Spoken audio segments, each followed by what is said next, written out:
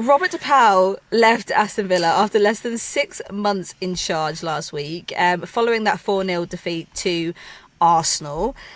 Yeah, I mean, at that time, obviously we've moved on a little bit since then. At that time, they were 9th in the league, 1 point above relegation, only had 1 victory in 9 WSL fixtures. The timing, I thought, was quite unfair on the squad. They were facing Charlton in the League Cup that evening when the news was announced.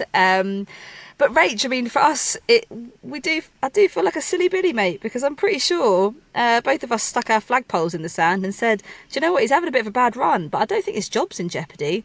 Dun, dun, dun. That's because, Chloe, we were basing it on the football. And it's clearly not a decision. Is that what it was? It's not a decision that's purely been made on the football, which I think we can see since the announcement and the stories that are coming out and the responses on social media from said former manager is perhaps shining a bit of a light on maybe further issues that were happening at the club. Well, let's add some context to that. So The Guardian reported that Robert Pauw left amid concerns regarding the way he had allegedly spoken to his players, including their appearance. Pauw then threw petrol to the fire, and then sort of put up on X/Twitter and said, they told me the English media could be low. I'm taking personal offence to this, but this low. I never make comments about players' appearances. As a formal social worker and father of a daughter, I always love that line. I know a woman. I know a girl. I have female relatives. I can't not like them. I was born from a woman. I'm disgusted by people who would do this. Better make a fast retraction at Tom Gary. I will sue you and the paper for this. I think if you have to shout "I'm a nice man" really loudly with threats on social media, you're perhaps not sending the right message. I'll just say that. I can only assume they're taking comms management from Man United. Jim Ratcliffe's lot. The cryptic LinkedIn post that came before his exit was also very weird. He wrote about never shying away from difficult decisions rather than trying to win a popularity contest. That much is clear. Yeah, I mean you're not doing yourself many favours there. But can I also say, newspapers don't just run stories. I can vouch for a lot of these journalists. Okay, they have multiple sources that then, they have a legal team. There's all sorts, and this is often why maybe us across the ball won't break stuff. We don't have the backings of, say, a legal team or people that can verify all of this kind of stuff. So this idea that you're going to come out and sue, it's just, it even says it, I'm pretty sure in the article, multiple sources.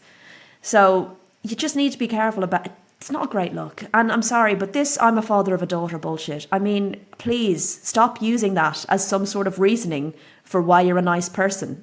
Yes, I think, I feel sorry for the players and the rest of the club. They obviously weren't going through the best of times, given how many losses they kind of got under their belt. But there was a nice little uplift that following the departure news, they then did play Charlton in the Cup that evening and beat them 4-1.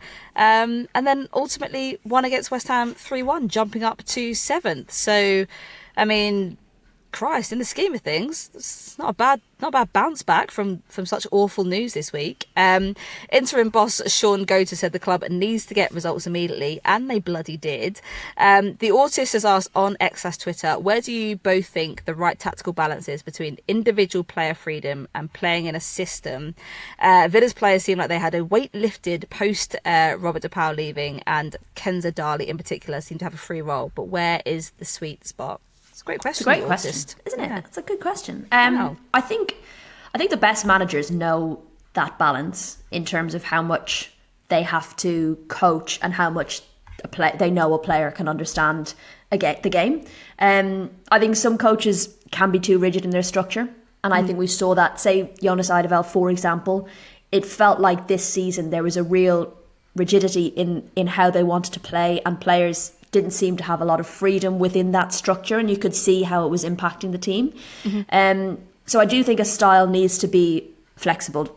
I think players vary as well, and you tell me, you're a former player, but I think some players need to have a lot of information and a real plan of action in a game, and then other players have the ability to be more creative within a game. And I think a good manager is knowing what players need what. You know, you've often got like the spine of the team who can hold together the game plan, and then there's always the flair in the team that can bring, you know, make moments magic, I guess. And I think it's the good managers are the ones that can kind of put all those pieces together, I guess. But you as a player, like, surely there's players who want all the info versus players who are like, just give me the minimum that I need to know and that's what I can take in.